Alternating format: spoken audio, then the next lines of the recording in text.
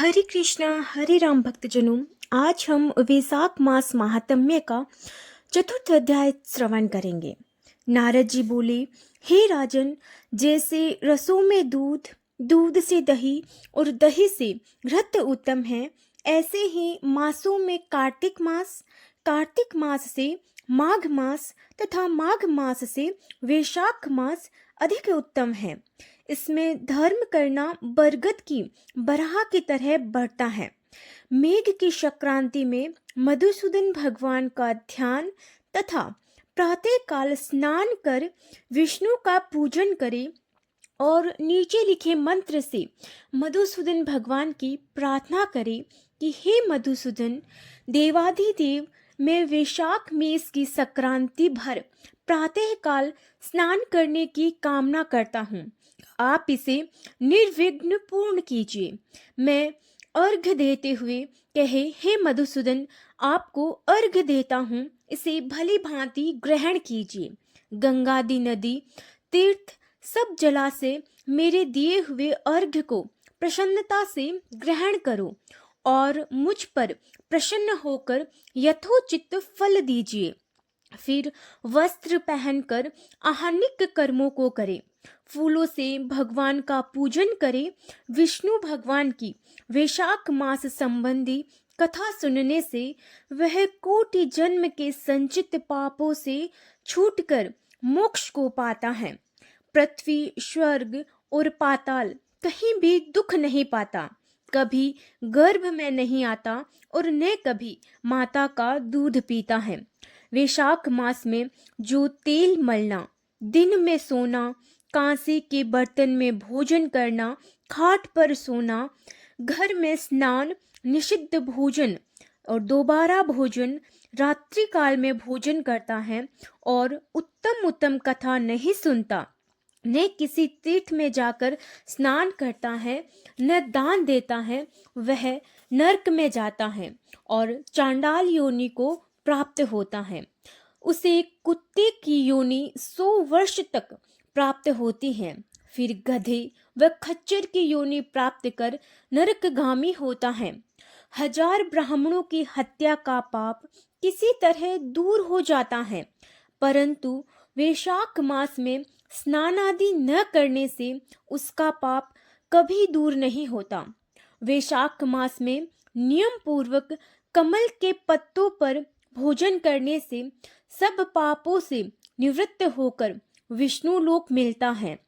वैशाख मास में दोपहर के समय मार्ग चलकर अपने घर पर आए हुए या थके हुए ब्राह्मणों को सुंदर आसन देकर जो उनके चरणों को दबाता है और चरणोदक को अपने मस्तक पर छिड़कता है, उसके सब बंधन कट जाते हैं।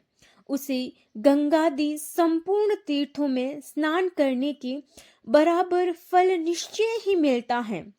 वैशाख मास में अन्न दान व जल दान न करने से पाप और दुख कभी दूर नहीं होते।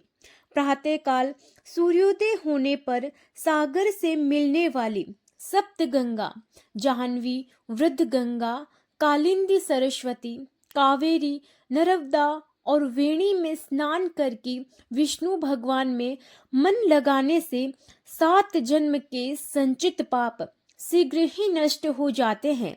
वैशाख के महीने में बावड़ी में स्नान करने या घर से अलग अप्राकृत गो के चरण के रखने की जगह के समान जल भरा हो तो उसमें भी स्नान करने से, हे राजन, बड़े बड़े पाप दूर हो जाते हैं। जो कोई धन संपन्न हो अथवा दरिद्री या पराधीन हो, उसे जो वस्तु मिल जाए वह ब्राह्मण को दान देना उचित है।